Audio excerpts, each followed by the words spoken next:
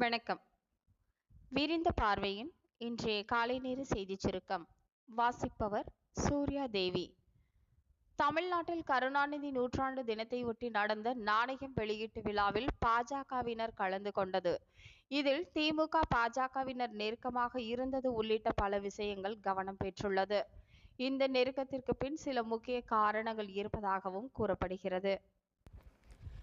எம்ஜிஆர் நாணயத்தை இவர்களே வெளியிட்டு கொண்டது ஒரு பெருமையா? குடியரசுத் தலைவர் வெளியிட்டு அதை பிரதமர் வாங்கி இருக்க வேண்டும். அதுதான் அவருக்கு பெருமை. திமுக அதை சரியாக பயன்படுத்தி கொண்டது.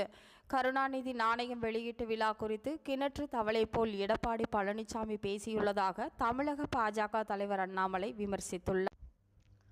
சென்னையில் உள்ள தனியார் பள்ளியில் நடந்த நிகழ்ச்சியில் நடிகர் விஜயை தெரியும் எனவும் முதலமைச்சர் மு.க.ஸ்டாலின் அவர்களை தெரியாது எனவும் ஒலிம்பிக்கில் பதக்கம் வென்ற இந்திய வீராங்கனை ஒருவர் தெரிவித்துள்ளார்.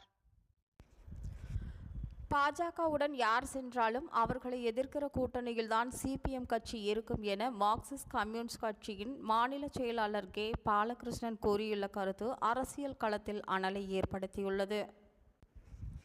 தமிழ்நாட்டில் பரவலாக மழை பெய்து வரும் நிலையில் அடுத்த 3 நாட்களுக்கு பல இடங்களில் மழைக்கு வாய்ப்பு உள்ளதாக சென்னை வானிலை ஆய்வு மையம் தெரிவித்துள்ளது. இத்துடன் இன்றைய செய்திச் சுருக்கம் நிறைவு பெறுகிறது. நன்றி.